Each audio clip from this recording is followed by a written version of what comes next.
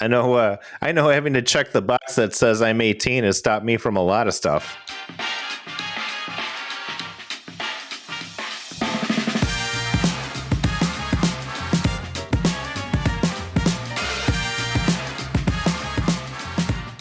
Welcome to Spit Take Podcast. My name is Sam, and joining me, as always, are Adam.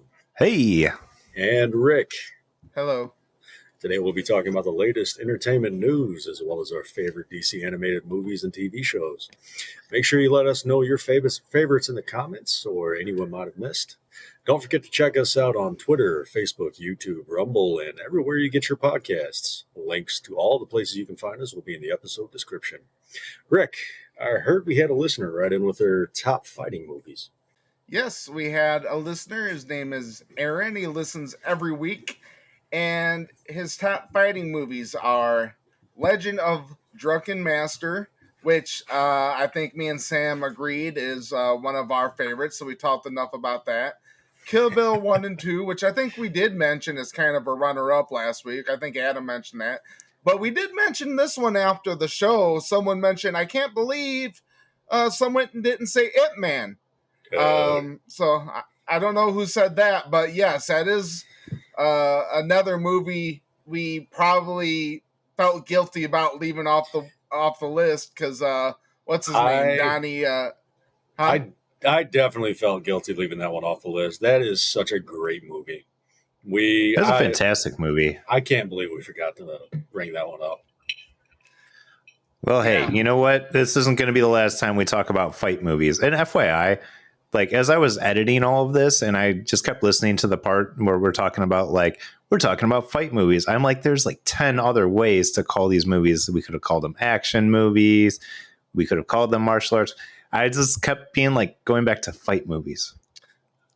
There's so many things I want to just stop being a wuss about it, dude. It's people fighting. Like, oh my God. I never heard two people complain about what we. No. The topic of a freaking. I wasn't complaining about that. Come on. I was the one that brought up this topic to begin with. I said, I want martial arts movies. Else. I want martial arts movies. And then all of a sudden it was fighting movies. And I'm like, okay, that like Roadhouse. We missed that one too. We did miss that one. That's a great fighting movie. And there's a new one coming out, apparently. But I think the reason I went that way was because Zach was coming on and he's an MMA fighter. And I didn't really consider MMA kind of an Eastern martial art, kung fu style type of thing. So I kind of wanted to make it more that kind of theme. Either way, we had fun. Yeah. That was a good episode. That was one of our longest episodes I think we've ever had, which was interesting. I'm sure that was great for you to edit, huh, Adam? I hated my life for a little bit. You know how long it takes to edit 30 minutes of these podcasts? Hours. My office staff looks at me through the window because I have a little window in my office, and they just look at me on my lunch break, and I'm just sitting there just dead staring at my computer as I'm trying to edit as much as I can in that time. Get short lunch breaks, and I just do what I can. Only during lunch breaks do you work on your other. Only during lunch breaks do I work.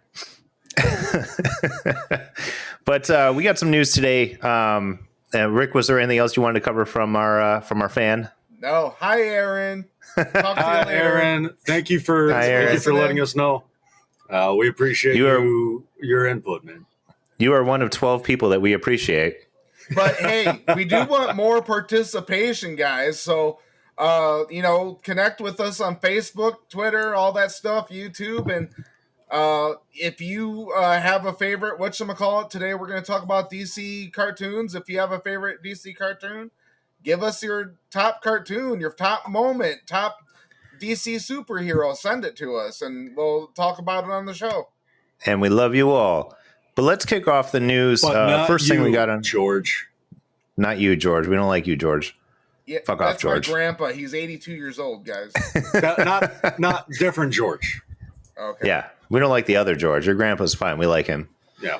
But so Netflix is cutting their cheapest basic ad-free plan that cost $11.99. Netflix is becoming almost as bad as cable.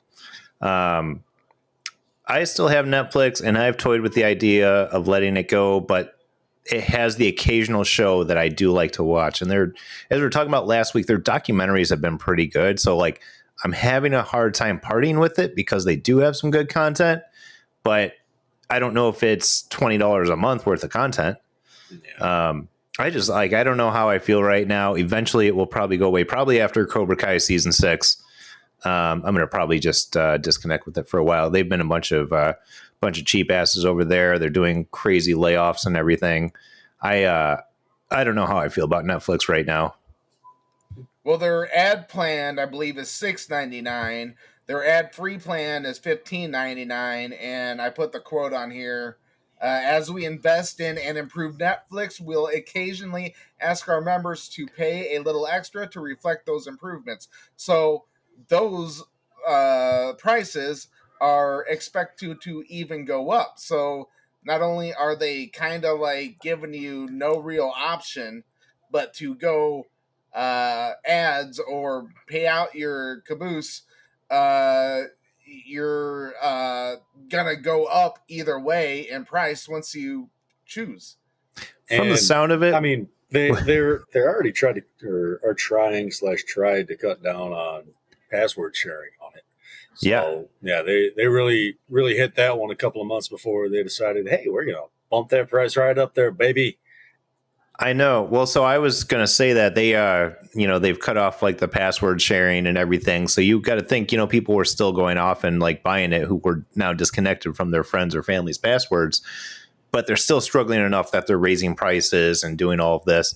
So, I mean, if you're invested in Netflix, I think it's time to sell. It looks like they're struggling a little bit with what they're doing. But that wasn't like when back in, I think I was a member of this plan since 2013, but I probably was a member way back when we used to get it for just to get delivered 2 discs. Yeah. So I did have a different email with that one. I switched emails because I was hacked on the other one. And originally I got it for the 2 discs. I didn't originally get Netflix because they were making movies and TV shows.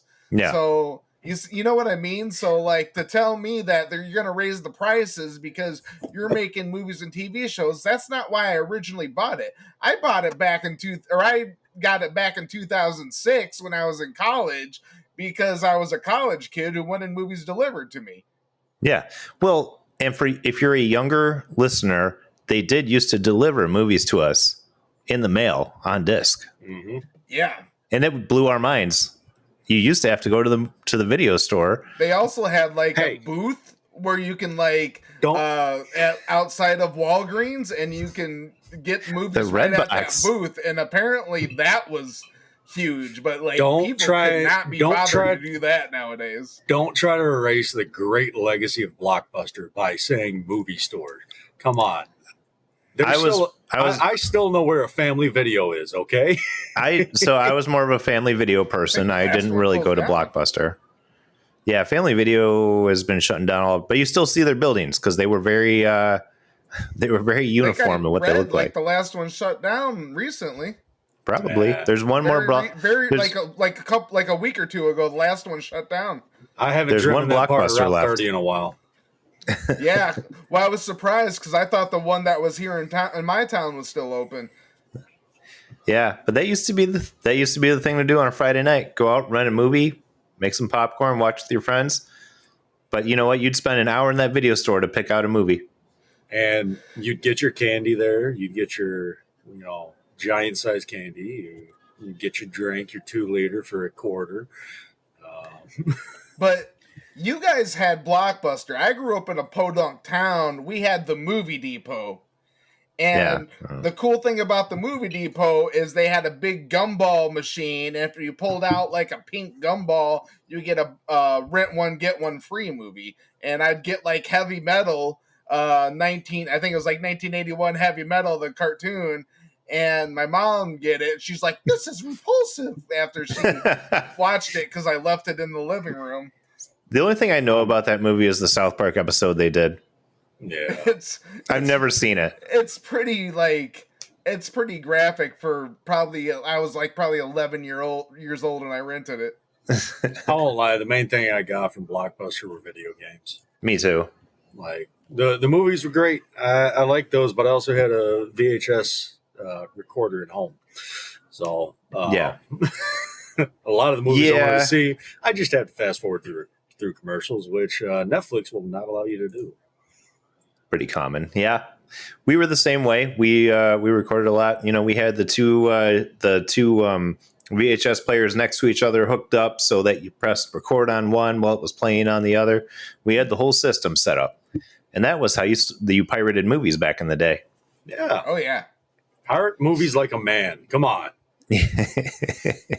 Now you just get a ton of viruses. Oh yeah. You wouldn't And download a car. Don't forget GameFly, but apparently they're still around too. Yeah. Oh, GameFly. I forgot about GameFly. Yeah, They're I like- the ads for them.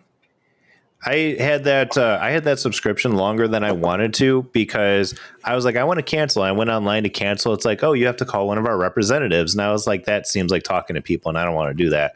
So I just kind of let it go until they finally just canceled it for me. Yeah. I'm scared of people.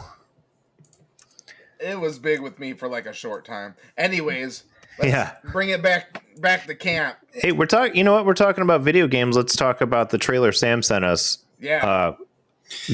Some game called Pal World. Pal World. Pal World. Paul. So Pal. And by the way, you called my Paul. Huh? podcast Warriors Respite last week. I listened to the podcast. I'm like, it's Warriors Respite.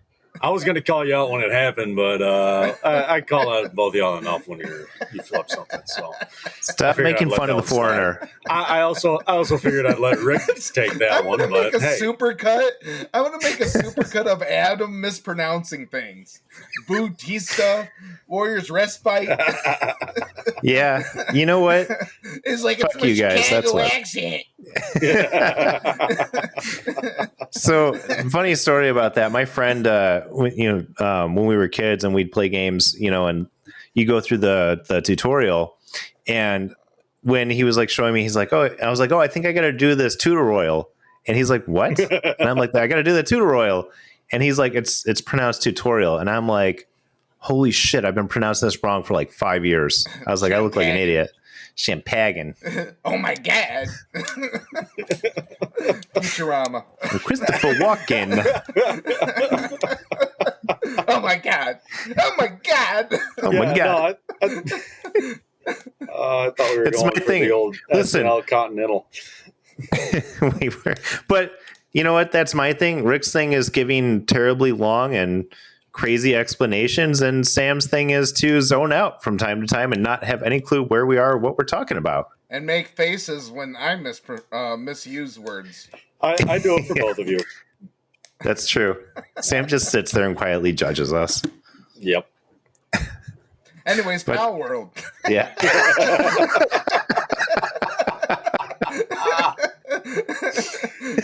Oh my gosh. Yeah. Sam, tell us about Pal World. So Pal World kind of came out of nowhere. I've done a little bit of digging, a little bit of listening to other people's videos on it, and nobody was expecting this thing to come out, and the developers really didn't expect it to sell like 40 million copies in the first 2 days. But it's basically Pokemans meets Valheim meets Ark, and it looks amazing. The last like week and a half since it's been out has just been people saying, "Oh, they're going to get sued," and other people going, "They can't be sued." But I think my favorite, my favorite couple of things from hearing about the developers is, number one, they added guns because Americans like to shoot things. Yeah. They added a non-binary type of person you could play as because Americans like to make ugly characters.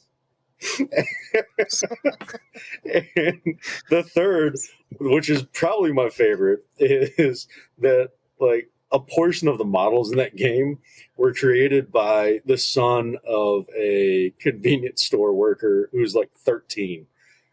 that they would go to just to buy their energy drinks and whatnot. And they were like, "Hey, do you know how to 3D model?" He was like, "Sure."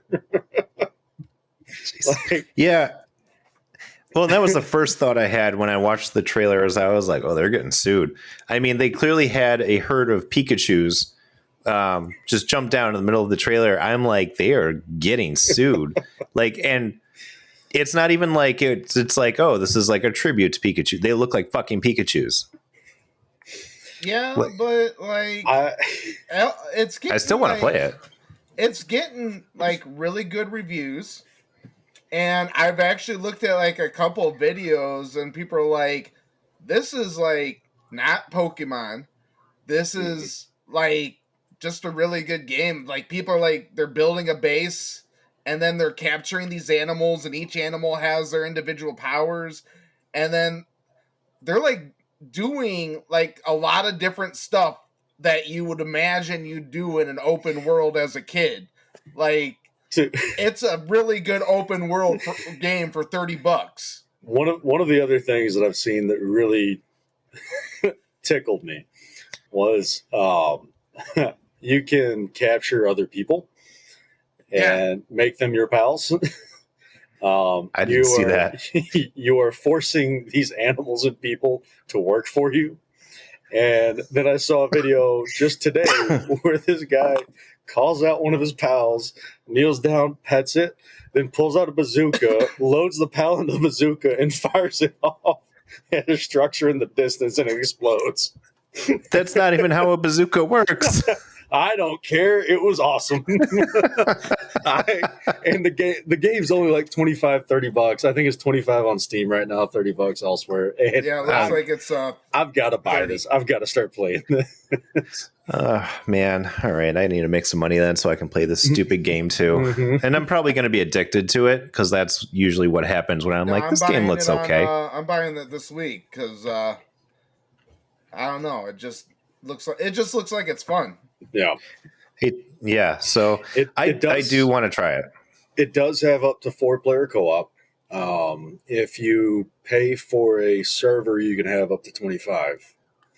Okay. Yeah. But it does look like, it does, from the videos I've watched, it looks like they've scaled like the boss battles to accommodate, up to 4 people. It looks entertaining as all hell.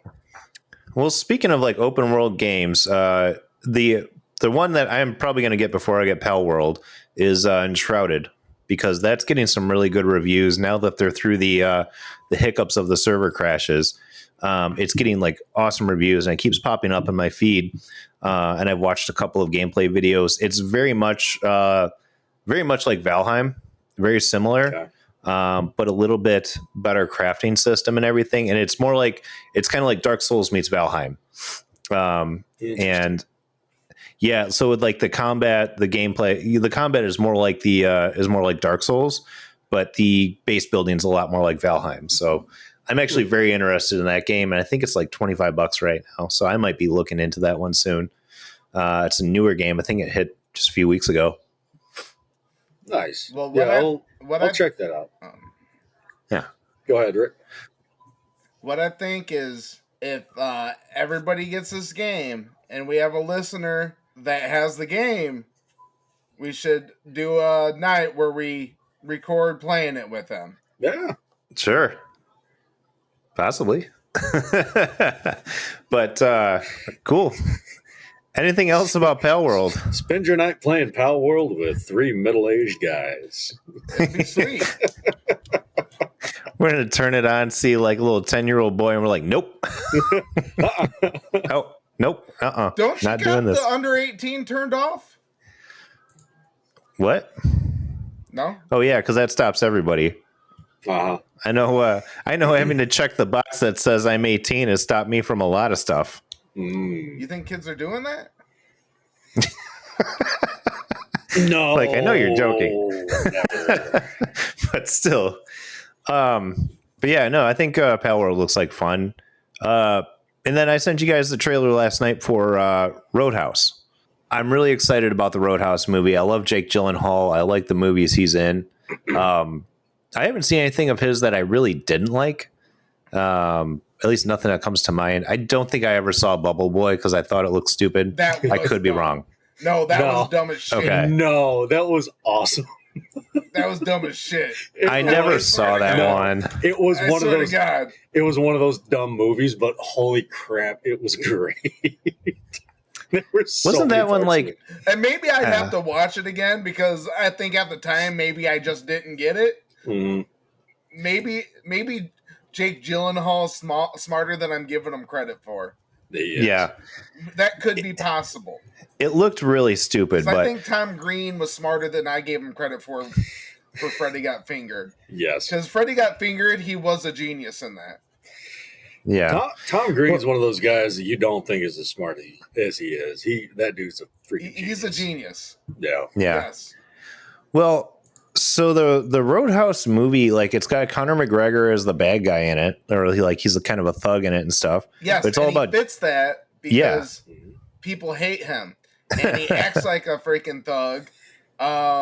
He literally who was it? I forget their names, where he threw freaking chair at him and stuff like that. I don't know. Was that the bus? At the bus and all Oh that. yeah, I remember that. Yeah. And I was like, that's gotta be fake. And people are like, no, he really acts like that. Like, I can't believe it's real, but he's like literally getting in trouble and stuff like that. Yeah. I don't know. Like, I feel like he kind of got his shit together a little bit. And I think one thing I respect about Conor McGregor, though, is even though he's an asshole douchebag, he still wants to compete. Like, he still, even though he knows, he's going to lose, he still gets back in there. He's a good fighter. To do it. He can back it up. He can. He doesn't need to, but he still tries to do it. Like I said, I only watched the first minute of that trailer you sent. Who is the Sam Elliott character? Sam Elliott character. Yeah, because Sam Elliott's too old to be in this Roadhouse. Who plays the Sam Elliott character? Because I can't remember the guy's name, but I'm thinking of like the early '90s UFC, like the dude with the mustache in the UFC, the older white guy that was balding. I can't remember. I have his no name. idea. Dang it! Now I gotta look it up. Well, I think originally they were supposed to do a Roadhouse movie that was going to have Ronda Rousey.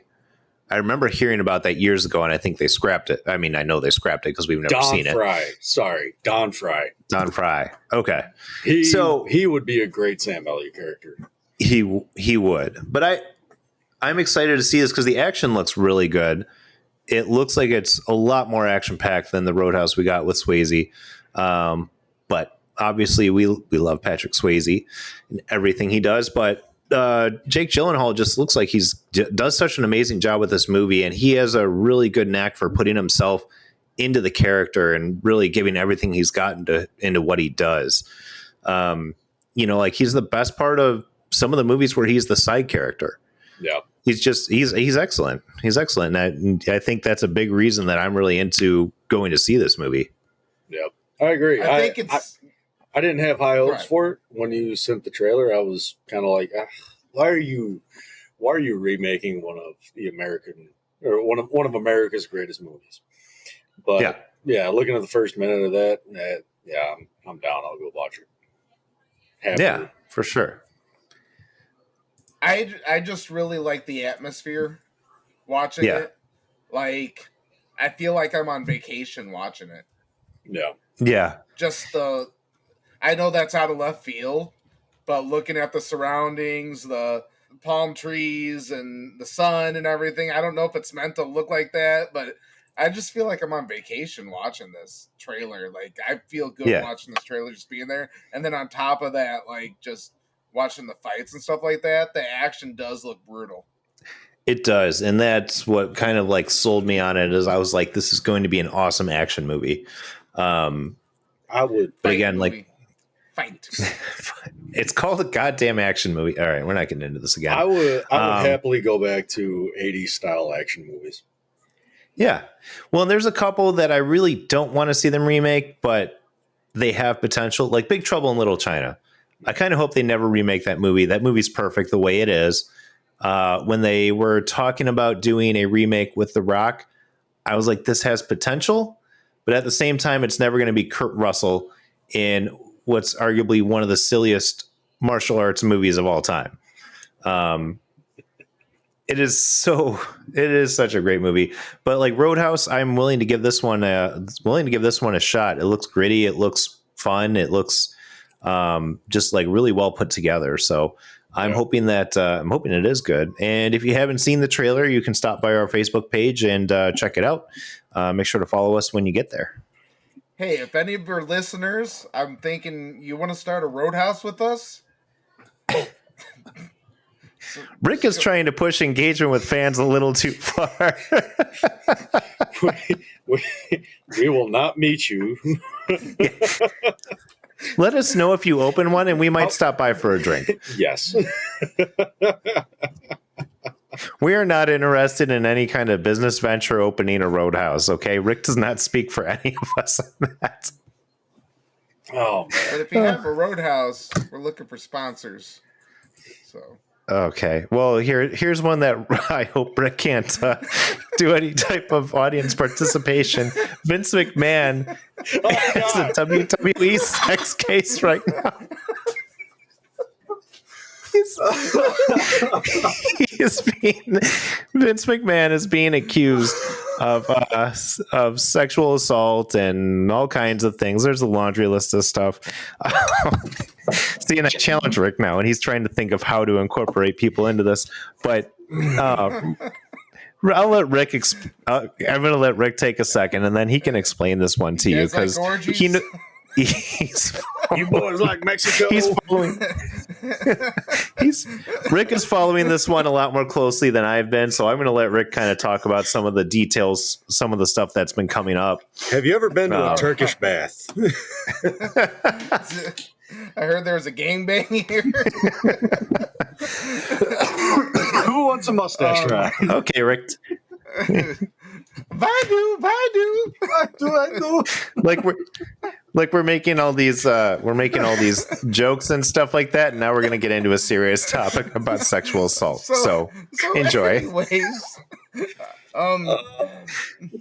yeah. So Vince McMahon was accused a while back of sexual misconduct with a former employee. Forgetting her name was Miss Grant, and she accused him of sexual assault, having her give sexual favors to a manager, John Laurinaitis. You might know him for People Power, also the creator of the Stone Cold Stunner, actually. And what came out recently were text messages, and allegedly they are from Vince McMahon's phone. I don't even know if they've been entirely proven to be from Vince McMahon's phone, but it is being said to be from Vince McMahon's phone. And they are very repulsive messages that I probably will not read on air. From Vince McMahon's phone. On Vince McMahon's phone. I don't have Vince McMahon's phone on me. And also 67, I think it's like 62 to 67 page. I don't have that on me.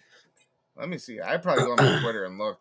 There was quite a few. I was reading through some of these text messages that were, of course, allegedly sent by Vince McMahon, and some of it's pretty disturbing. Like, people putting those words together is something that is pretty depraved if they are actually his and everything. I was like reading it and I was like, this is terrible.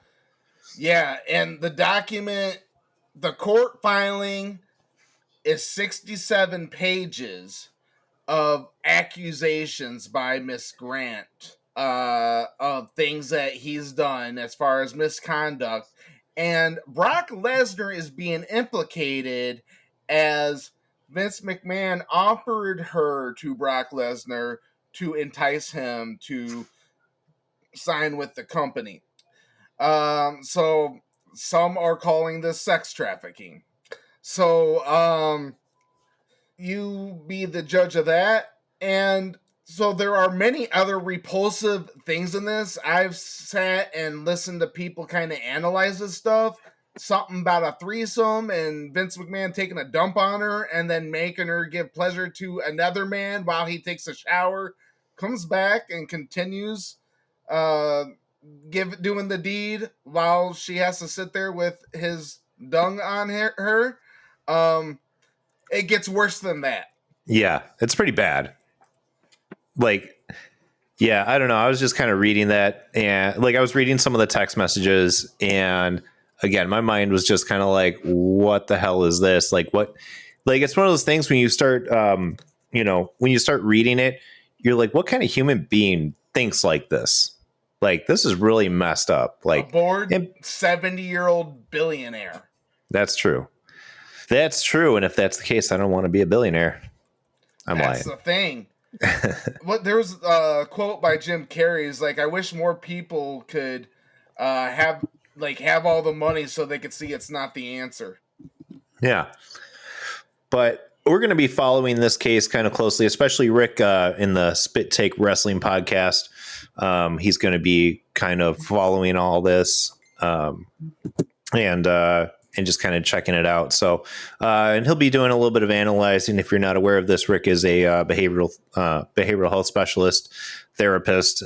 So he's going to kind of look at this from a different kind of point of view.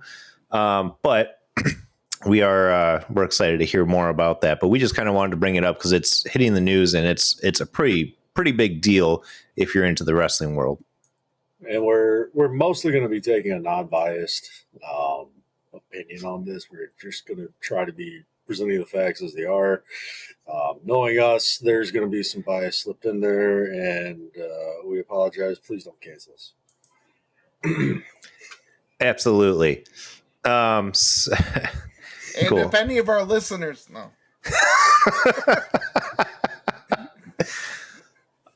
Okay, and then there's one last thing. The Christmas boo.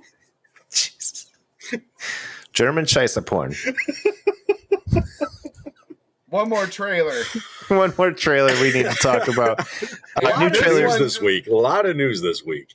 This one, continuing the wrestling theme, I'm kind of excited about this one, actually. We're only bringing you the hardest hitting news. Yes. This one's hard hitting.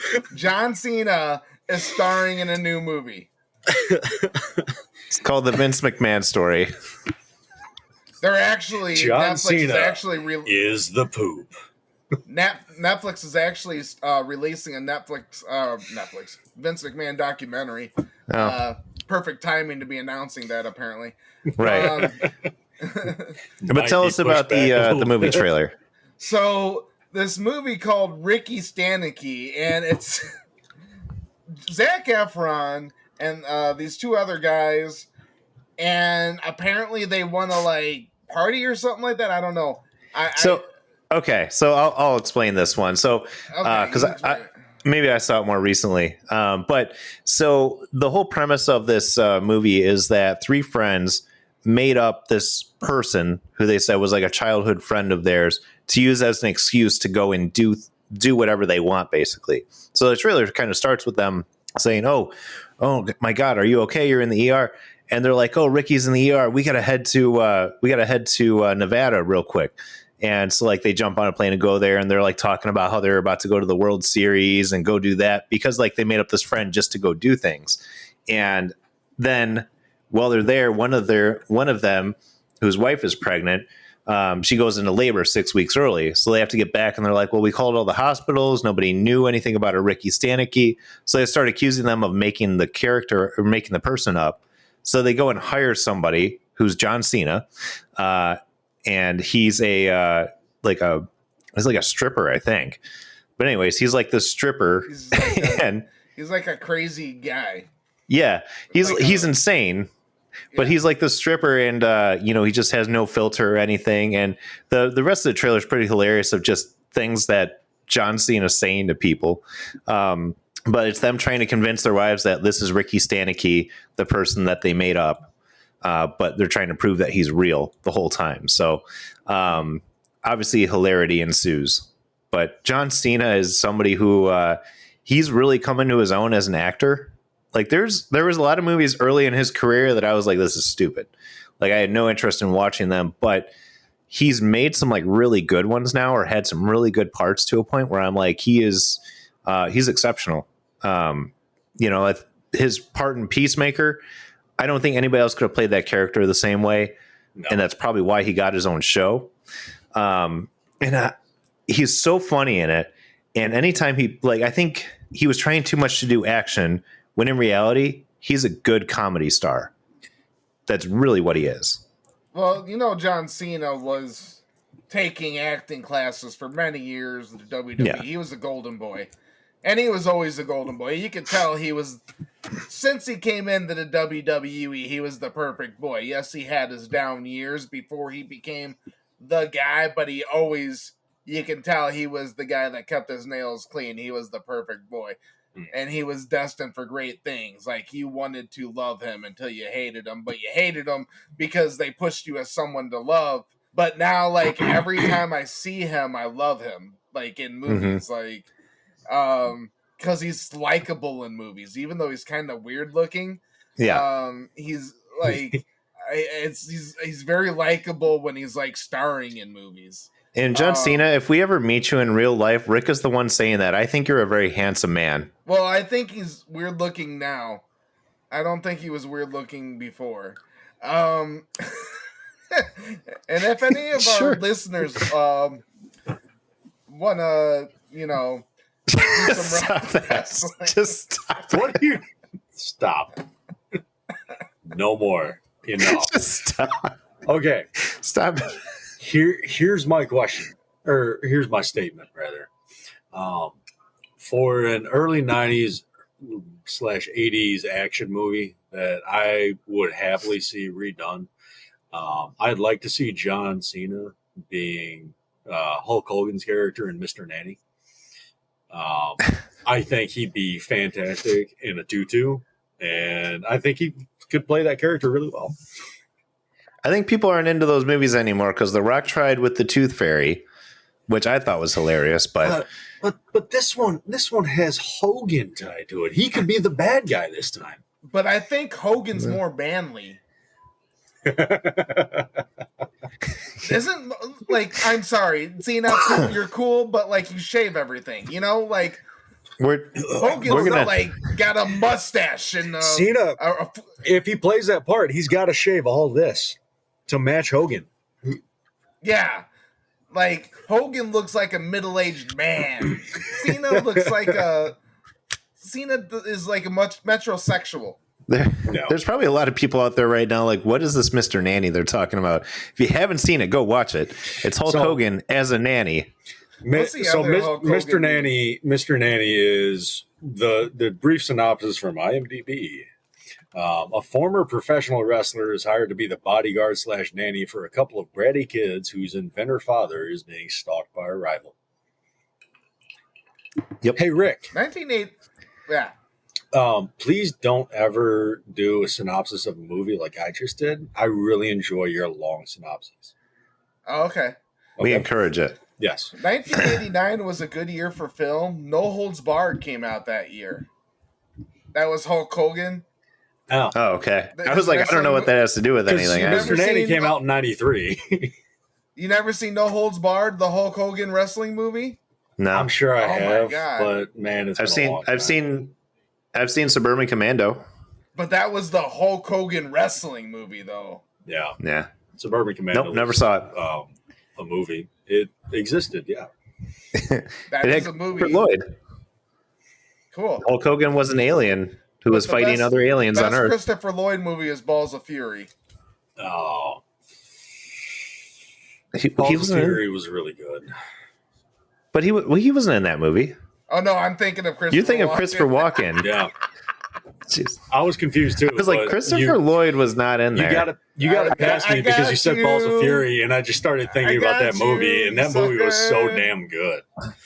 This is how my brain works. Is when you said that, I played the entire movie in my head in about 30 seconds, and realized he was not in that movie. What movie? Every single scene.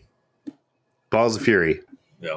No, But I was talking about Suburban Commando. Oh, Christopher Lloyd was in that? Yeah. Okay. Okay. Well, whatever. Moving on. Anyways, the movie. Hold on. Ricky Santa Key looks pretty funny. That looks pretty good. It looks like kind of a goofball comedy. Zac Efron can do no wrong. So definitely there to watch that one. All right. And we're going to take a quick commercial break. So stay tuned. We'll be back with more. Hey everyone, Adam from Spit Take Podcast here. If you're enjoying this week's episode and want to relive some of the best moments, make sure to head over to our YouTube page where you can have access to all of the funniest and best conversations between me, Rick, and Sam, as well as full-length episodes you may have missed. Just search @SpitTaker or Spit Take Podcast and make sure to subscribe to see all the latest from the Spit Take Podcast crew. Enjoy the rest of the show. All right, and welcome back. We are talking today about our topic that is the DC animated movies. We are big comic book nerds, and some of the great DC animated movies that have come out have been just absolutely fantastic. I think the DC animated movies have been better than some of their live action movies, just in terms of storyline, script writing, just voice acting. It's just all been really fantastic. And when you watch them, you get transported into the comics. And if this is where we're losing some people who are like, you're grown men watching superhero cartoons, we highly encourage you to stay to kind of hear about these, because a lot of these ones are not for children. I'd say they are at least 75% are PG-13 or R rated. Yes, most of these have been pretty extreme, and some of the ones we're going to talk about have some spots that even as an adult kind of put me in a place like, holy crap, this is really intense. They went to a place that was kind of dark in some of these movies, but they are very well written, very well directed. They're absolutely fantastic, and we encourage you to kind of hear what we have to say about them and maybe go check them out. I believe they're all the ones that we have listed here are on Max currently. But yeah, give a couple of them a try, see if you like them. But I'm going to let Rick kick it off with the first one. We'll start with Batman Red Hood, right? Like, that's one that I could pretty well say what's going on, right? So Batman Red Hood. Strap in, folks. Grab a drink. We have some time. Rick's going to explain Batman Under the Red Hood. I'm not going to get too in-depth with it. No, yes, you are. No, I'm not gonna get too deep with it, but it's like I think this was like a fairly older one, because I know I was on deployment when I watched this one, and I definitely loved the story. I think this was originally like late 80s story, right? Late 80s, early 90s story, somewhere around there. Yeah, and basically Jason Todd, who was Robin that, like, back in the day everybody hated, they voted to say what would happen to him when he was like one-on-one with the Joker, and they voted to kill him, so the Joker beat the crap out of him with the crowbar. And it's fairly this is one of those you don't want your kid watching. Mm-hmm. It's fairly brutal and leaves a lot to be imagined. Lots to the imagination is probably what Sam's gonna roll his eyes at me for. I do want to interject. Jason Todd first appeared in 1983. Thank you. And so he comes back later on. I'm sure a lot of other stuff that these guys will probably tell me I missed came in, but well, should I ruin it? Should I spoil it? Yeah, anything you can spoil this one. No, Jason Todd died. He never comes back. Yeah. We don't know anything about him. It has nothing to do with the title of the movie. Jason Todd died, but a mysterious man in a red hood comes and causes chaos, and he does things better than the Batman. We're not saying it's not Jason Todd. We're not saying it's Jason Todd, but we're not saying it's not. He is awful tricky and knows a lot of tricks. He knows a lot of great tricks, And also, Nightwing has a little spot in this. I wish he had more. I wish we'd see more Nightwing, to tell you the truth. He's got a decent bit, but I feel like in that one, Bruce / Batman is like, no, this is my shit. I need to deal with it. I want you to go away. Well, and I think you're missing one of the most important parts of this movie, and this is for our Supernatural fans. Jensen Ackles was the voice of Jason Todd / possibly the Red Hood. Who would incidentally later on become the voice of Batman. Absolutely. But the Red Hood was a fantastic movie, and I think it was one of like the first DC animated movies that made me realize that their movies are not for kids. I want to reiterate, it is Batman under the Red Hood. For anybody that's going to get pissy with us, it is Batman under the Red Hood. We know it's that, but we're going to say Batman Red Hood because that makes it easier to talk about. Or under the Red Hood or whatever. But it is a great storyline, and Red Hood is one of my favorite characters. I've been playing the Gotham Knights game, and I've only played as Red Hood. I haven't played as any of the other three characters you can play as. But the Red Hood is he's like a brute character. That's who he is. He's a fighter. He's a killer. He is good for Gotham, arguably, but he does things differently than Batman. And down the line in the comic books, he eventually does become part of Batman Incorporated. He is working with Batman. Batman doesn't always agree with what he does, but he is part of them. Mm-hmm. So the storyline's great, though, and it has like a lot of moral implications about, like, right or wrong to kill somebody who's a complete psychopath, basically, in order to save others. It has a lot of complex themes. It shows a lot that has to do with anger and trauma. It's just overall, it's a fantastic movie. But don't worry, his face is okay. His face is okay. Well, Ra's al Ghul takes Jason Todd to the Lazarus pit and drops him in there. When he comes out, because Jason Todd's dead at this point, he drops him in the Lazarus pit. He comes back. He's not the same person. And he goes through a little bit of insanity with everything before he returns to Gotham. Does seem to come part and parcel with the Lazarus pit. Like, in my opinion, one of the best conversations in the whole thing is when he's talking to Bruce and he's like, look, Joker killed me, and what did you do? I was your son. You didn't feel like he deserves some retribution for that? Mm-hmm. This is why you need to learn. You can't keep just putting these people in jail where we know they're going to get out of and do the same shit over again. You need to find a permanent solution. Arkham Asylum's a pretty terrible prison, though. Yeah, it's a revolving door. It is. They walk in, they walk right out the same day. Any place that has an underground sewer system for a crocodile man, probably not the best. Yeah. No, Alligator agreed. Man, I know, but Crocodile Man sounded good. Okay, shut up. Yeah. Killer Croc, whatever. But cool. I think, again, Red Hood was my first foray into the DC animated world, or DC animated movies, and it did hook me in, and I wanted to watch every single one after that. So if there's one to start with, I agree with Rick. This is probably one of the best ones. Wait, it's not Killer Al. It's not. I thought it was Killer Al. It's Killer Croc. It's definitely Killer Croc. Damn. Yeah, it's definitely Killer Croc. Yeah, whatever. We move on. But AI is killers. Yeah.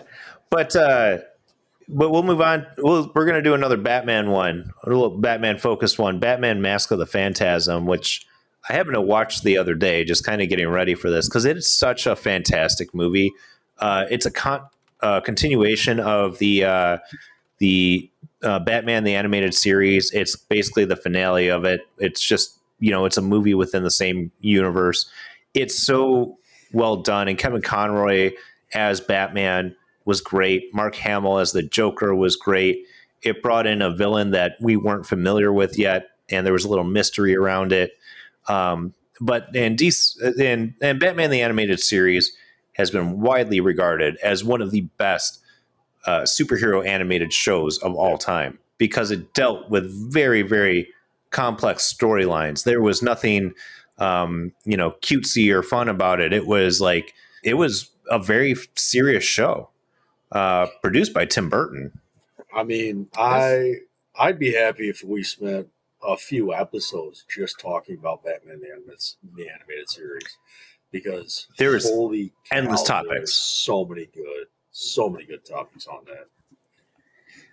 There are, and it's like the only one where they've really it's the only thing live action animated where they've ever shown Batman as being like a true hero, where he wanted to actually help the criminals. Like he was actually trying to help them through their stuff, to rehabilitate them, to bring them back to society and everything. It wasn't just him going around like punching things. It was a lot of times he had personal connections to these, to the villains he was fighting, and he was trying to bring them back to the good side of things. And there's just like so many things you can talk about with the show, like Sam said, and it's like it'd be impossible to cover it in the short amount of time we got on this podcast. And maybe it's just something we come back to one day, but Mask of the Phantasm was amazing. Very, very good.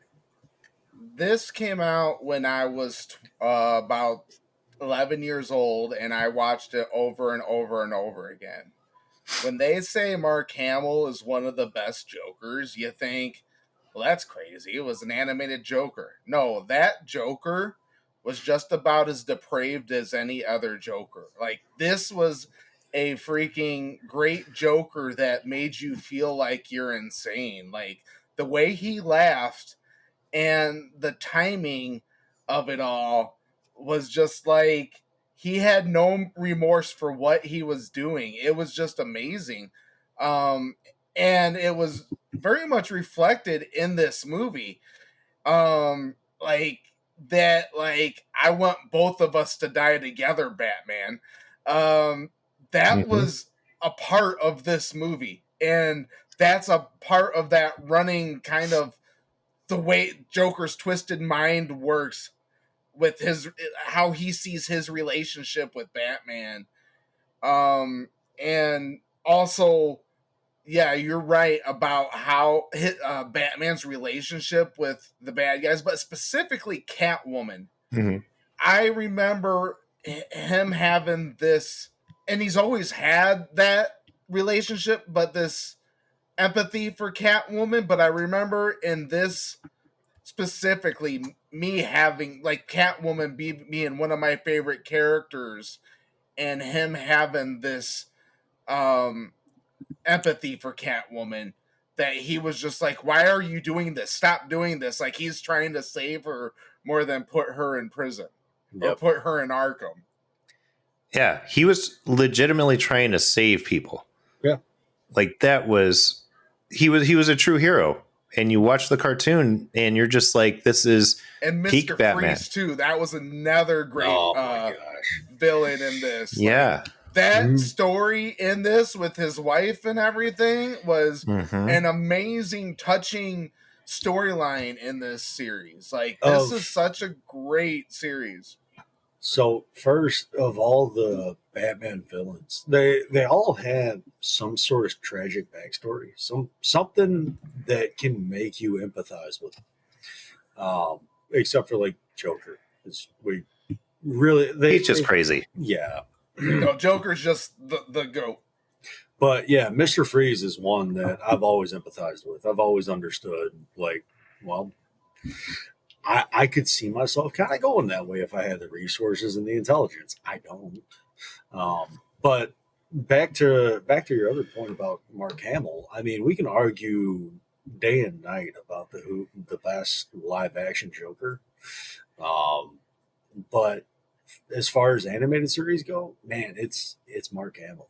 He has never been topped as a Joker. No, when what's his name? I want to say Brian DiMaggio, but I think that's wrong. The guy who does the voice of Bender in Futurama, he came in and did the Joker's voice one time. John DiMaggio, thank you. he came in and did the Joker's voice in one of the animated movies or shows. I can't remember what it was, but he came in and did it. When I heard his voice, I was like, that's fucking Bender. No, I was like, I couldn't hear it. He did a really good job. The problem, but you're comparing to Mark Hamill every time. Yeah, the problem is you're comparing to Mark Hamill, number one. Number two, you know him so well from Futurama as Bender. So even if he has changed his voice so far away from that, it's so hard to get away from Bender. And number three, I never really enjoyed his character model in that version of the Joker. Yes. Yeah. Well, and I think one of the best points, and we're gonna talk obviously about the cartoon a little bit just because it was so iconic. But after Batman the Animated Series and the Batman Superman series, there was the Justice League series, and there was an episode, I think it was a two-parter, that had the Royal Flush Gang working with Joker to take over a casino. Dude, you know exactly where I'm going with this. The most heartbreaking scene in any animated series ever. So like the Royal Flush Gang, they kind of beat them, but the Ace of Hearts, she's sitting on a swing and she's like going to die. She's like a 10-year-old girl. Yes. Good point. Yes. She's like a 10-year-old girl who's been running this gang, and she knows she's about to die. She's going to die very, very soon. She's got superpowers. She can manipulate things. Yep. But they kind of beat the rest of the Royal Flush Gang, and she's there, and she kind of had issues with what they were doing. But she's like sitting there, and Batman's the one who goes up and talks to her, and he sits down on the swing next to her. Like this thing that could, this girl who could just kill him in an instant. Yep. He goes and sits down next to her and just starts talking to her and basically just stays with her until she dies. Like that is like when you watch that, it is a tearjerker. Her looking at Batman and saying, essentially, I don't want to be alone, but you just stay with me. Yeah. Oh my gosh. And he just stays with her. I have not been able to watch that scene again without like full on tears coming down my face every single time. It hits hard. It hits hard. And that's the Batman we're talking about in The Mask of the Phantasm, and why it's highly regarded as one of the best Batman or DC animated movies ever. Yep. So again, we can talk more in depth about Batman the Animated Series another time. We're going to make that a whole subject of just our favorite episodes. But I think that was great. Yeah. I mean, as long as we're here, we'll talk about Kevin Conroy being the best voice of Batman ever. So rest in peace. He was. Yeah. He was. Just so much effort went into that show. It holds up. I went through and rewatched it on Max recently, and it holds up. Yeah. Cool. Sam, you want to introduce the next movie? Maybe we'll get into a happier topic. So I really didn't make a list for any of this. This is one of those topics where I can find the good in every single one of the movies, every single one of the DC animated movies. So my list would be like 200 movies long. Sure. I was really looking forward to just hearing what y'all brought up here. I think one that probably doesn't get enough credit is Gotham by Gaslight. I haven't seen that one, to be honest. Okay. No. So it's basically Batman. What if Batman was around in Whitechapel during the Jack the Ripper murders? Yeah. It's interesting. Yeah. Interesting idea. So okay, continue. They do a lot of that. I mean, there's that one Batman with horror elements from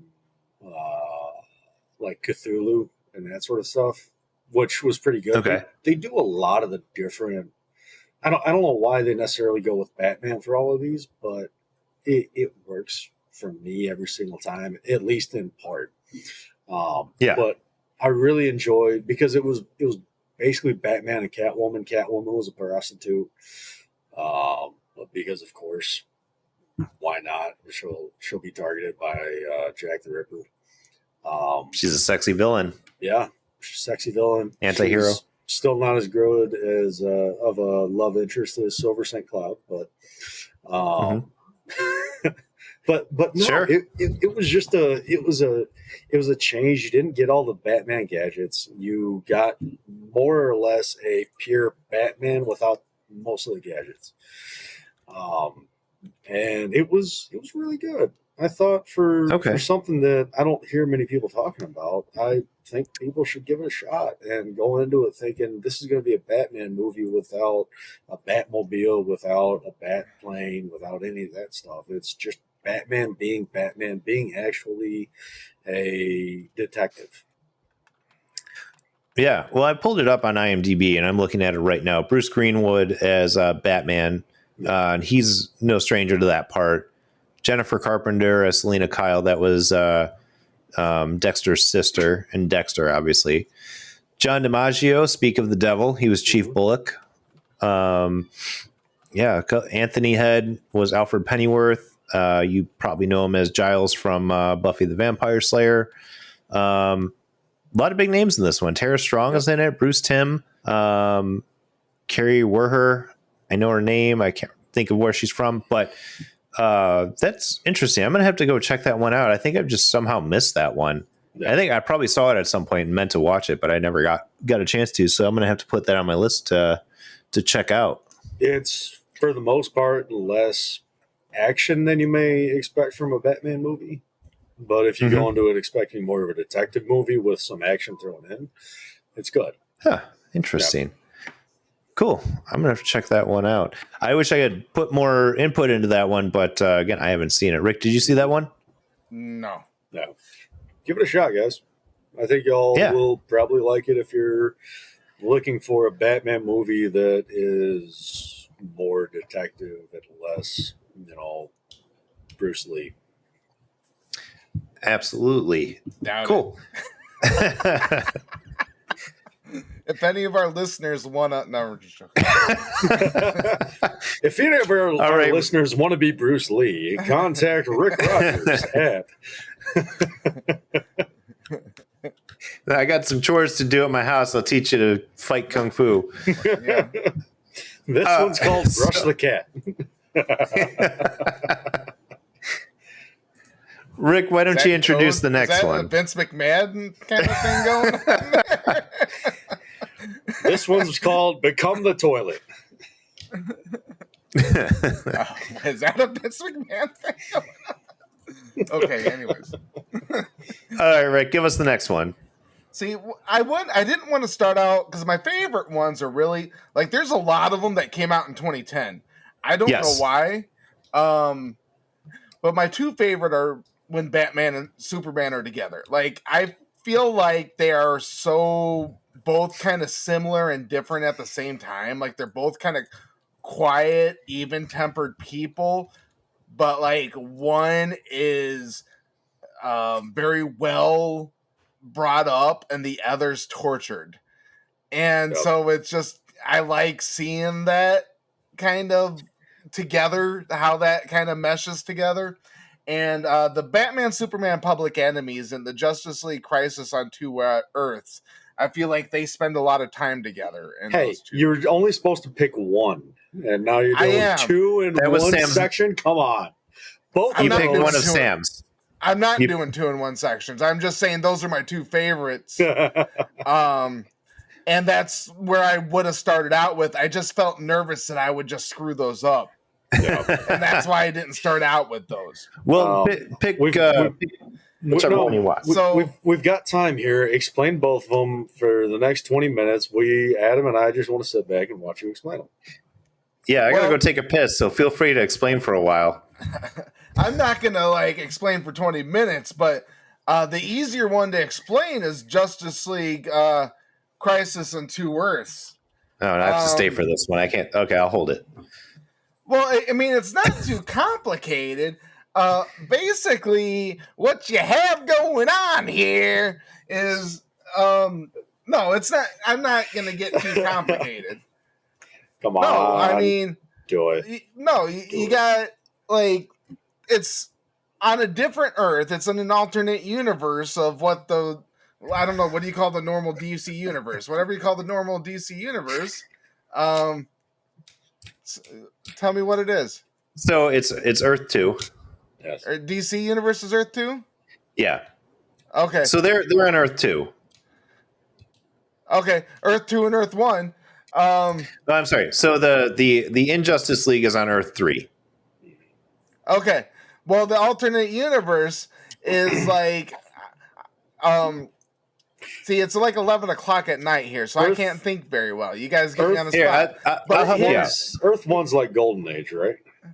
Earth 1 is or is that Silver Age? Yes, it's Golden Age. Golden Age. No, that's Golden Age. Silver Age was Earth 2.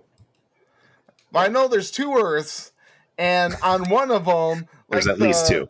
The good guys are the bad guys, and the bad guys are the good guys. So, like, Lex Luthor, who's usually the bad guy, is the good guy. And, like, Superman, who's actually Ultraman, is the bad guy, but Superman's the good guy, but this is the bad guy. And Lex Luthor is the bad guy, is the good guy. So, anyways. Hope you're following along at home. And it's not Batman, it's Owlman. But that's why you like the movie, but I really like Owlman. That's like what I really like the movie for. But the problem with Owlman, he kind of sucks. Like, he's just kind of cool, but like he always fails. So he was like kind of like a depressing character. He's like, I don't fucking care. I know everything. He was like an emo guy. He sat there and was like, the world is sad and it's disappointing. Yeah, he's like, it should die. He was purely Batman if he had no hope for, somebody to change. Yeah. That's all he was, because that's what Batman hinges on, is believing that people can change. I love it. But I love him because I love pure evil. I love the heel. I love the guy. Like, there was no redemption in him. So if we're going to talk Owlman, hold on, because I want to give, and I'm sorry if I steal this from you. My favorite part in that whole movie is at the very end where he's at Earth Prime and there's a bomb and he's like, hold on a second. The good guys are Lex Luthor's trying to keep the bad guys like Owlman and Ultraman from blowing up all the alternative universes, basically. Mm-hmm. And then they get Superman and Flash, Earth 2 involved. And so the Justice League basically gets involved. Shoot. And then basically Batman is tasked to stop Owlman, basically, is what happens. Yeah, I'll take some. I forgot this has one of my favorite Superman voice actors, Mark Hamill. Yes. Well, there you go. He's up there as one of the best Superman voice actors for me. But I really enjoyed the evil version of Wonder Woman in that movie. Yes. She was which is it wasn't Wonder Woman though. It was Supergirl. Exciting. Yeah. No, it was Lois Lane as Superwoman. Or Superwoman. Yeah. I'm a fucking nerd. I love it. But I really like this one. And one of the reasons I like it is because it's some of my favorite storylines in the comics is when they do battle with Earth 3. In the New 52 comics, they had what was called the Trinity War, which was a series of comics like all based around one big storyline. So there's really just such a good storyline, but the whole premise is that they find these keys that Pandora had basically unlocked. They find these keys. If the keys are combined, it's going to open a portal to Earth 3. They don't know this as they're fighting for it. They just know they're fighting for these keys, which are like skulls or whatever. But it ends up with like the Justice League battling against the Justice Society, fighting for this. Alfred Pennyworth from Earth 3, the evil Alfred, ends up getting them, puts them together, and then Earth 3 comes through, traps the Justice League, and this is when the villains all of a sudden are like, "Hey, the villains of the good Earth, they band together and they're like, hey, this is not cool with us." And all the villains get together and basically free the Justice League to take out the Earth 3, Ultraman, Superwoman, everything. It's a fantastic storyline. One of my favorite parts in it was Captain Cold, where he's sitting there against the alternate version of the Flash, and he's like being held up against the wall by the Flash, and he looks at him and he says, and he just the Flash says something to him. I can't remember what it was, and he just says, "Jingle bells, Batman smells," and his cold gun goes off and hits the evil Flash in the leg and breaks off his leg. And it shows how cold and calculating Captain Cold really was.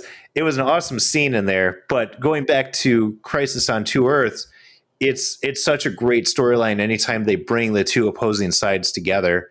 To the point it's been done in the comics. They've teamed up with them before in some of the Crisis events.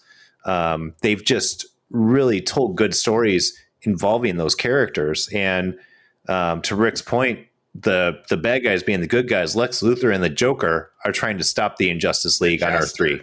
Yeah, the Jester. I'm sorry. Nope. They're trying to stop the Injustice League on Earth 3.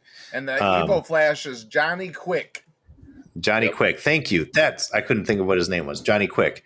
But the movie had so many great scenes in it. One of the great ones too was that they created this device to open a portal.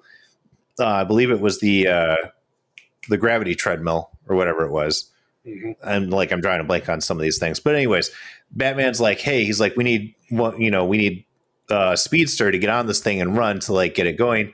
And Flash is like, I'll do it. And then Batman's like, no, he's not faster, pointing at Johnny Quick. No. Yeah. He's like, you're not fast enough. And he tells Johnny Quick, you have to do it. And it shows kind of the sociopath that Batman really is, because he knows that when it's done, Johnny Quick is going to die. He knows that, and he doesn't tell him that. Yep. I don't know if it's sociopath. It's knowing Johnny Quick is inevitably not a good person. He makes a decision to let somebody die. Yeah. And when Flash realizes that that's what he did, man, that was one of those moments. Yeah, that was great. Yeah. That was great. There were so many great moments from that movie. Clancy Brown does the voice of Lex Luthor, and Clancy Brown is fantastic. Yeah. He's great in everything he does. He's been in Smallville. He's been in a lot of DC stuff, actually. Yeah. But yeah, I mean, Crisis on Two Earths is definitely one of my favorites. Definitely check that one out if you're interested in these at all, because they're, again, it's one of my favorite storylines. Just good, good versions versus evil versions, which is a classic from Star Trek, going all the way back then when they faced off against the evil Enterprise crew with the the goatees. Yeah, I don't know if you guys are. I'm not a Star you guys Trek at least person. know the reference. I know that, but you know the reference. For sure. Yeah. But I kind of hijacked that from Rick. Anything else for that one? Sorry, I was reading. What? Anything else for Crisis on Two Earths? No. No, my biggest thing for Crisis on Two Earths is it's just really cool to see. Well, I think the Batman versus Batman kind of aspect, seeing Batman trying to outsmart Batman was kind of fun. And it was like Doom Batman versus Hope Batman, kind of version going on there. And yeah, I think for me, if you know anything about me, like I said, I'm always a fan of the bad guy, and the more evil and the less sympathy you can have for the bad guy, the better for me. I want my bad guy to have absolutely no redemption and do the most heinous acts. Fictional bad guy, not Vince McMahon bad guy. Well, allegedly, I was Vince trying McMahon bad guy. Allegedly. Well, and like I was saying before, the best part is at the very end with Owlman, where he gets trapped on some kind of, I don't think it was Earth Prime. It was somewhere else, whatever. He gets trapped basically with the bomb that's going to destroy the universe. The original Earth. Was it? Okay. Yeah. So he gets trapped anyways. They were talking about, we don't know what, this is the original Earth. We don't know what actually happened here. And no. I remember. I remember now. He was trying to blow up Earth Prime because that would destroy all the other universes. But they sent him to a dead universe and Well, just when let they transferred, when the bomb went That off, was- they Batman got him hooked up to something. Yeah, but Owlman just sitting there as like the bomb's with him, and he looks at it as the countdown's going down, and you're like waiting for him to try to disarm it, and he just looks at it and goes, "What's the point?" and smiles and dies. Oh my god, that scene right there was so good. That's why I liked Owlman, because he that's why I say is like he kind of sucked at everything. He kept losing, but like I could imagine him as being a badass and kind of like not caring and going into everything. Like you kind of want that though. So in the comic books, Owlman is they don't say this in Crisis, I don't think, but Owlman is Thomas Wayne. Yep. So after the Trinity War in the New 52, Owlman sticks around. He doesn't like whatever happens, he gets away. He sticks around to try to connect with Bruce because that was his son, and he went to a dark place and became Owlman because he lost Bruce in his world. Jeez, now I'm just thinking about Flashpoint Paradox. Well, we're going to get to that one real soon. But there's one other one I want to talk about that's kind of in line with Crisis on Two Earths, and that's Batman, Superman, Public Enemies. This was another one released around the same time, and it's another classic. Fantastic movie. It's basically Batman and Superman versus the world. Superman gets framed for killing Metallo. Everybody thinks he's evil. They want him brought in. Superman's innocent. Batman knows he's innocent. They work together to try to clear his name from against Amanda Waller and everything. Real quick, is that the one where Superman goes to talk to Batman and Batman's got a horse and then Superman puts his arm up and all of a sudden a fucking eagle lands on his arm? Is that this one? I don't remember if that's in there. Because that's the scene, I'm pretty sure it is. That's the scene that every single time I'm like, all right, how much do you want to show who these people are? Right. No, I don't remember if that one's in there, but they have some very classic scenes in there. One of the best is a meme that I see over and over on Facebook, which is after Superman gets shot with a kryptonite bullet and Batman's trying to get it out. And he's like, I need to move quick before this closes up. And then Superman says something to him, and he's like, Clark, lose the humor. And, Clark tells him like, do me a favor and buy some. And the other really great point in there is when they fight Shazam. Superman fights Shazam. Don't ruin mine. Okay, fine. Sam or Rick, you tell this one. Because that is a great moment where he like beats down Shazam and then he turns into a Billy Batson and he's like playing possum and he goes he's like, are you okay? And then he opens his eyes and goes Shazam, and then the lightning comes down. Yep. That's the part that makes my hair stand up on my neck. Like that was a badass part. When you think like people always kind of say Shazam's kind of lame, but like that part right there makes Shazam look like a badass. Peak Shazam. Yeah. No. I'm glad you brought that. I'm glad you were able to tell that one because you seem a lot more passionate about it than I do. I was like waiting that part. to talk about it. I'm like, he's gonna ruin it for me. And he tried to steal it from me. But that's a great part. The other one is so Power Girl is on their side, and she's with Toyman. Oh yeah, she was. She's over there with Toyman, and Toyman's like this little 15-year-old kid who's building robots and stuff and technology. And at one point, they come back to his lair where Power Girl is, and she like runs up to them and hides behind them, and she's like, he's chasing me around with X-ray glasses, and he's like, I just want to see if they work, as he's just following Power Girl around trying to use his X-ray specs on her. It's so funny. There's some good moments in that one. Yeah, there are. But that's a really good one because it's just kind of, again, it's the two of them versus the world. It's fun watching them when they realize the Gorilla Grodd's like controlling people. You don't remember that part? Yeah. Okay, you looked like you were like, what? I just saw that Sam was messaging me in here. Oh, okay. Oh yeah, that was back during the Vince McMahon at 9:20. an hour ago. Oh, okay. Might be. No, the part where they were like fighting everybody, like everybody kept showing up. Giganta showed up. Yes. That was probably the best part of the movie when they were kind of like fighting everybody, and there was a lot of action in that. And that's where I'm talking about, like the mesh between Batman and Superman. Like that's peak Batman and Superman together. I forgot about that part because they have the bounty on their head. And everybody's trying to collect. And Gorilla Grodd shows up and he's mind controlling all the villains. No, that was a great scene. Yeah.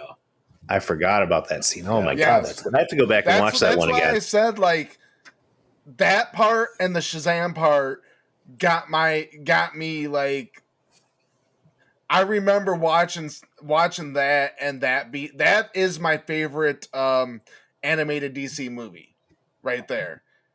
And I was watching DC movies before that, so it's not like it was my first one. So you'd think it would be my first one because this came out in 2010 too. So for some reason there's a lot of movies that came out around that time. For some reason, but yes, there was so many great parts to this movie, and it's like for me, it's like there's too many Batman Superman stuff. But Batman Superman together was a lot of fun for me in this. Well, and the next one I'm going to bring up is really, I mean, if we're done talking about that one, I want to bring up another. And really, we have 4 movies on here that are all part of the same series. And I don't know if we need to talk about them. Some of them we'll talk about individually, but from about, I think it was like 2013 through about 2020, there was a series of movies that were all connected. They all fed into each other of DC animated movies. And I'm trying to remember off the top of my head which ones they all were, but they were just fantastic. They were fantastic movies. And it started with Flashpoint Paradox, and then it went to Justice League War, and it ended with Justice League Dark Apocalypse War. And there was about a dozen movies in between there, and they were all part of the same continuity. And one of the parts that pisses me off about this is you watch that and you're like, they are very capable of making excellent movies and writing excellent movies that have a continuity that makes sense, but they just can't bring that to the big screen. But they do it very well in the animated movies. But this series of movies is just so good. And a lot of them were based on the New 52 comic books. Some of them were original. Justice League War was very good. That was kind of the start of the Justice League after Flashpoint Paradox had reset the universe. And we'll get into that in a second. But maybe we should talk about that first. But in any case, Justice League War comes around, and like this is where the team gets together. One of the major changes from the comic book to the movie was that Aquaman wasn't a part of the movie. Instead of Aquaman, they had Shazam as part of the movie. But that is like that whole series of movies was so good. Everything that they did was good. The death of Superman, the reign of the Superman. If you try to take Justice League Dark from me, I'm going to be pissed.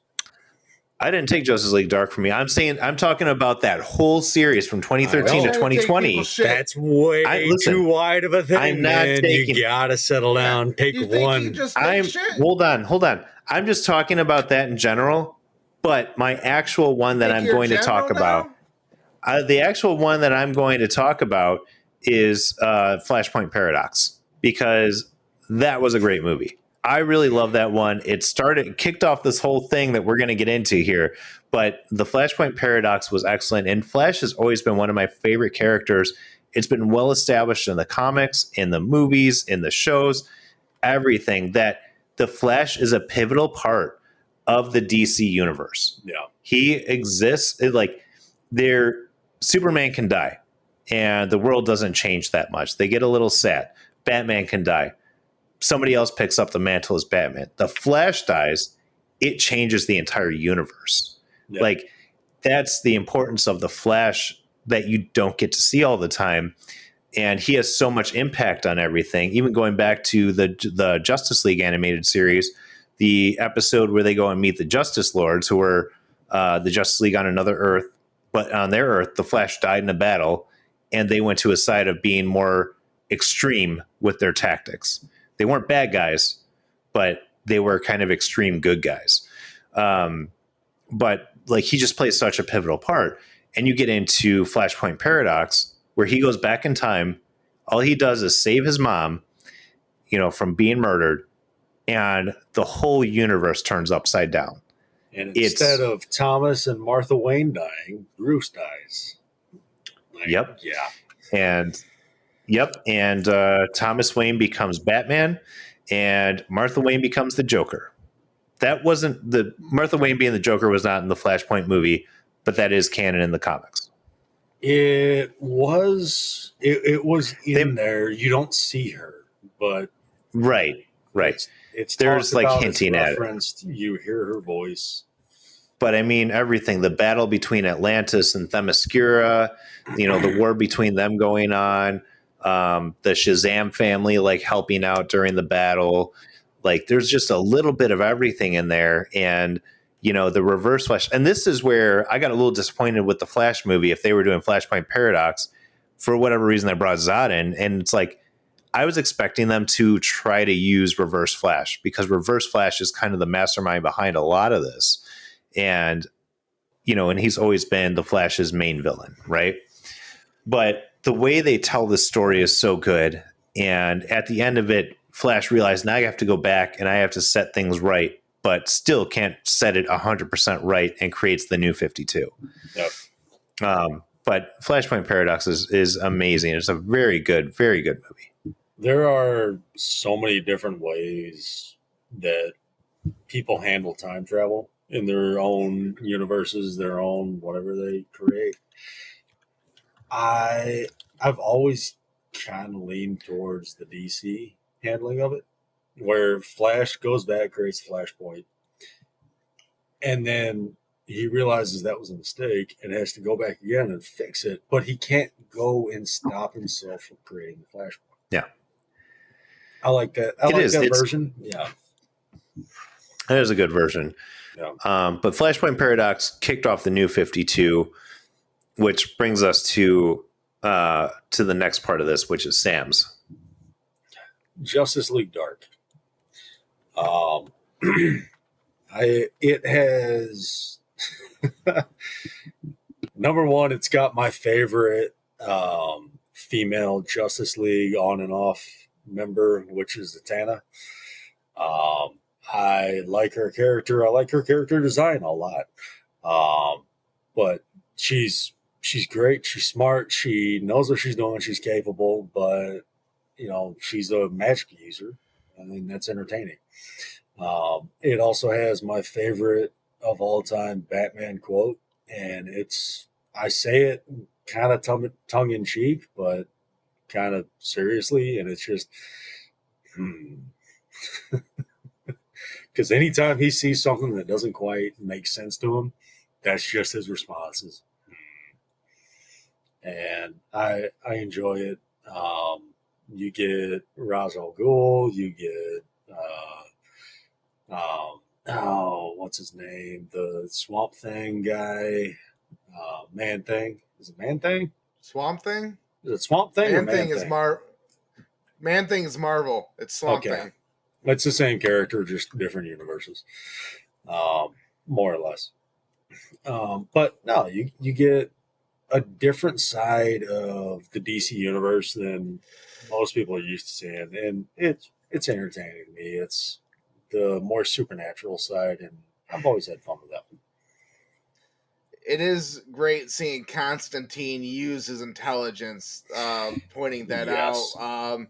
Kind of getting Swamp Thing riled up, saying, "Look what they're doing to your greens." Trying to get Swamp Thing on their side, because Swamp Thing don't give a shit about them. He hates the humans. He's kind of like the Atlanteans. They don't give a shit about the humans.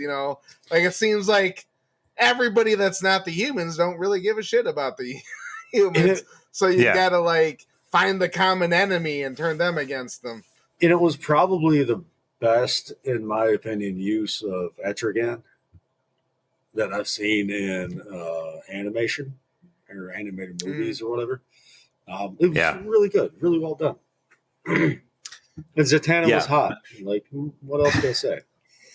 She always is. But John Constantine is one of my favorite characters. And just always has been. Just his way of the way he does things. He's not like he's good, but at times he does things that are so shady you can't really call him good.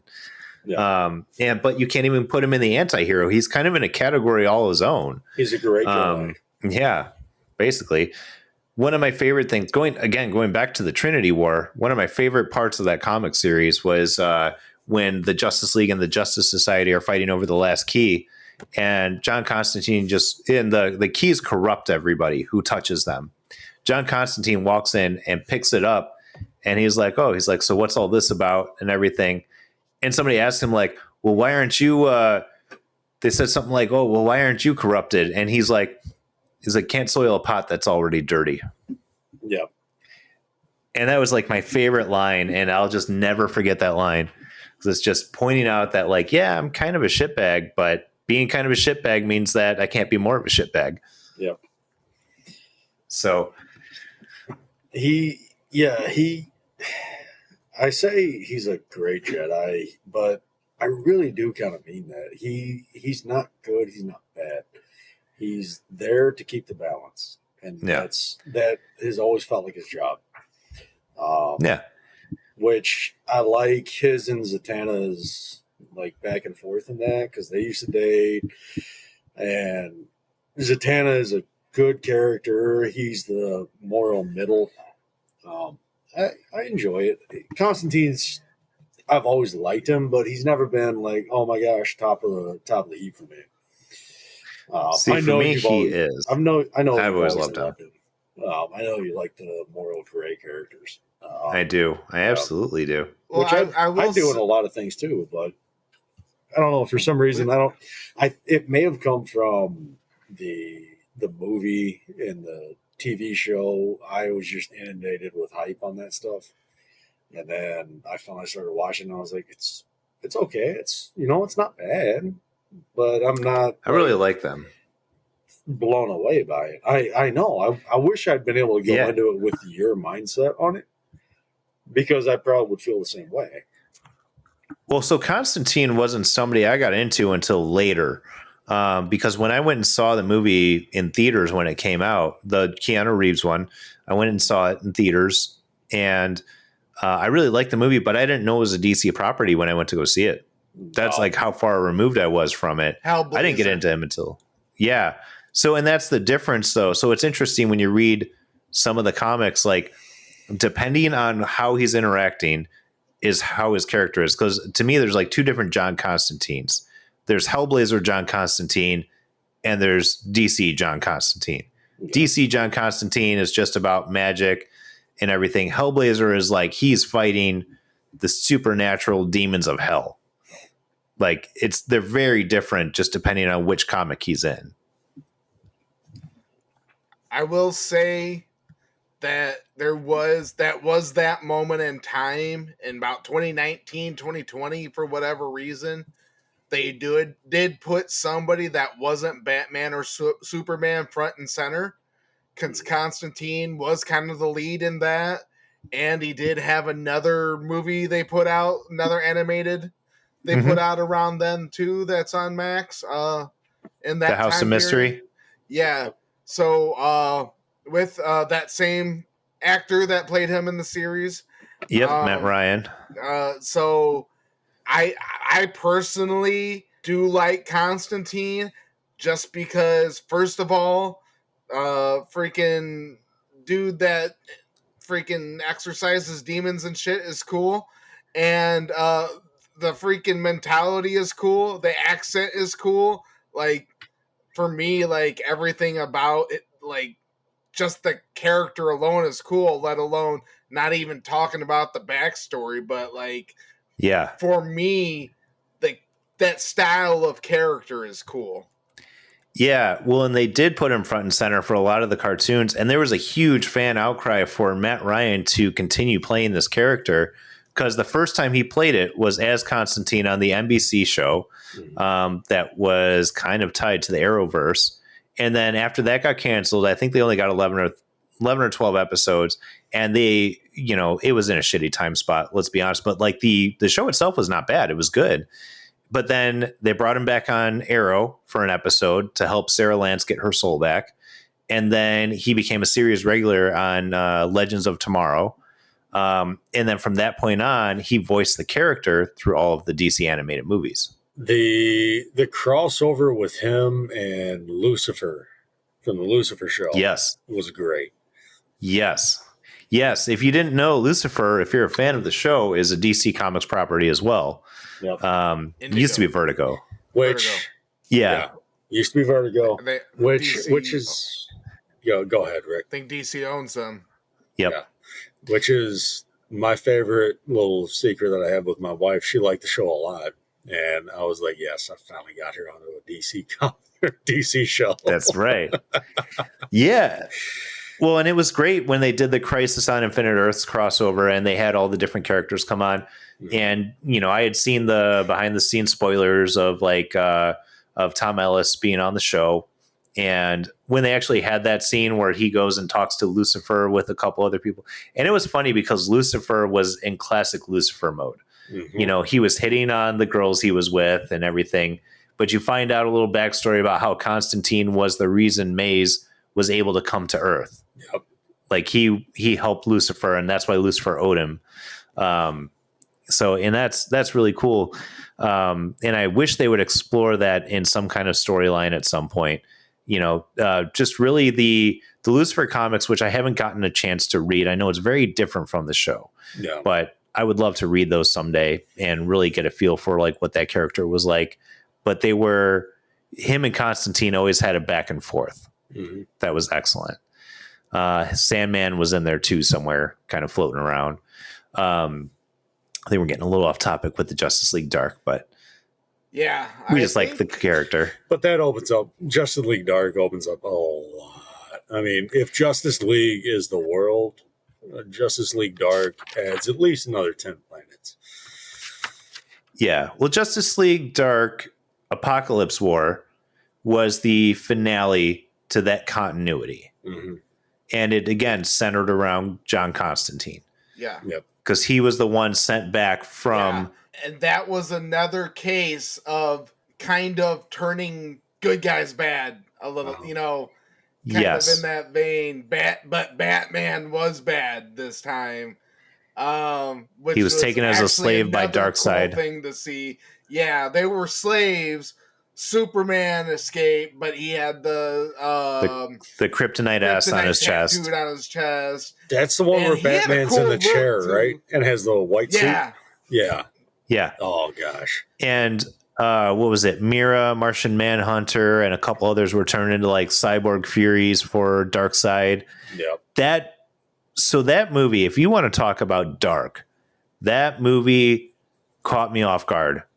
100% caught me off guard from the moment they went back, and because they started off with them going to attack Apocalypse, and then they cut back to Earth 2 years later, and the parademons have taken over Earth, and John Constantine's in a bar, whatever.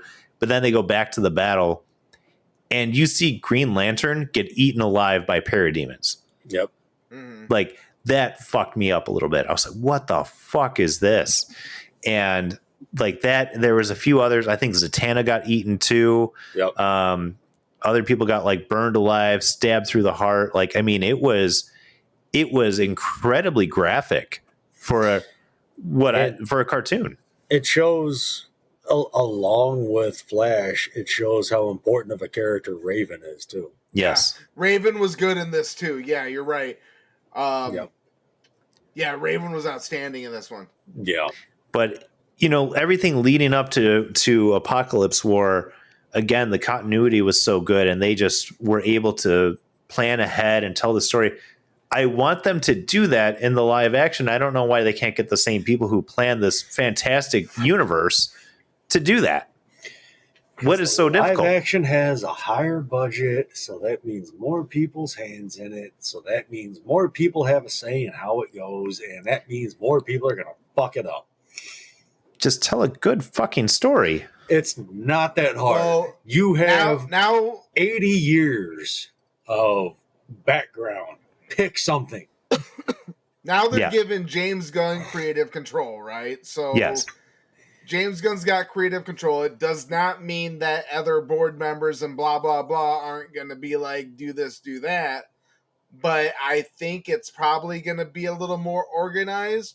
My thing is, I'm already burnt out, so it's not Yeah. going to be as exciting as I was already let down by the last 15 years.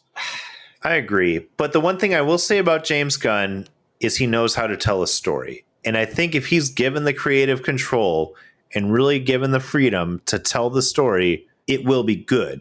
But I do worry about the studio. I always worry about the studio because the studio is what fucks it up most of the time. And especially Warner Brothers, apparently. Yeah. Well, and I love Zack Snyder movies. And I feel like if he had the creative control that he needed to do what he wanted to with the DC universe, we would have gotten better movies. I know I can see the influence on what happened in that universe with the studio. I can see it in the movies. I felt was better. It was significantly. Though I don't think it was his original vision, and he updated it. I did feel like it, and it was like 3 hours long. It was like 3 or 4 hours long. Yeah. But I did significantly enjoy it better, and one day I will sit and watch it again. But because it is something like I watched it, and I was like, I do want to watch again. Yeah. No. Absolutely. But yeah, back to Apocalypse War, like it was a story that concluded everything, and in the end has the Flash run off to reset the universe. Like it's tough to say, like, because again, there was 12, 13 movies, something like that within this continuity that you kind of need to watch to understand like everything that happens. And I mean, you can skip around because to say that I saw all of them, I didn't, but I saw most of the major ones. And they were very good. Apocalypse War was the darkest of all of them, but it was the conclusion, so you kind of had to. The Constantine House of Mystery, that was the epilogue for that series. Yeah. But yeah, no, I really like that one, though. Apocalypse War was one of my favorites, but the whole universe kind of being started after Flashpoint, which was kind of the prologue really to this universe. Justice League War was really good too, where the Justice League finally first comes together. They did a very good job with that one. All right. Anybody have any special mentions or anything like that? I would just say the only other one I'll mention is Red Sun. I did like that one. That was a good one. That was pretty good. I enjoyed that one. I don't really need to talk in depth about it, but I mean, basically the premise is Kal-El lands in Russia instead of Kansas. Yep. And he's becomes the Russian Superman, and it's not like he's a bad guy. He's just makes Russia a superpower. Yep. Bigger superpower. But no, yeah, I like that one. That was a really good one. I like that as a what if alternate universe sort of thing. Yeah, it was fun. Yeah. It was something different. Rick, do you have any special mentions? Yeah, I do want to mention one I watched the other day. I was just like, what's this? Battle of the Super Sons. It was basically Damian Wayne teaming up with Jonathan Kent, which was Lois and Clark's son. And basically the world's been taken over. It's basically like, what's it? I forget what it is, but like the starfish creature, I don't think it's from the comics, really. Yeah, Starro. Is it from the comics? Yeah. Okay, Starro's taken over, but like it's very unsettling how the animation is done to where the star comes out of their mouth and onto their face. It's really I haven't seen that one. It's I'm gonna really watch that. good. And it's really deep because, like, Damian Wayne, he's like, I'm the grandson of the demon head and blah, blah, blah, you know, and, but like, he keeps getting humbled all the time. And Jonathan Kent's like, he's new to all this. He's discovering his powers Smallville style, and Damian does not play well with others. He's rejected by the Teen Titans, and he's got this big head to him, and I think it's really good. And Yeah. you know, and they don't have, like, the grown-ups are taking over, so it's on them, you know. So it's something to check out. So Definitely. that's a really good one. My special mention would be Justice League versus Teen Titans. Basically, Justice League is That was a good one too. Yeah, they get taken over by, I don't remember exactly what it was, but Teen Titans end up having to save the Justice League. That was a really good one. Another Damian Wayne, Raven, Cyborg, Beast Boy. You know, your standard Teen Titans. That's the one where they go to the carnival, right? Yeah. Yep. Okay. I remember that. That was a good one. Definitely worth a mention. That's a good one. And it kind of shows, like, how the Teen Titans just it's kind of like a misfit story. Like, they're kind of like, they got their superpowers, but they're misfits, but they end up coming together as a team. Very good stuff. Yeah, no, they've all got incredible powers, but they don't all know how to work those powers with the team. And it's them learning how to be a team, work the powers, and take out the Justice League. Really good, or save the Justice League. Really good.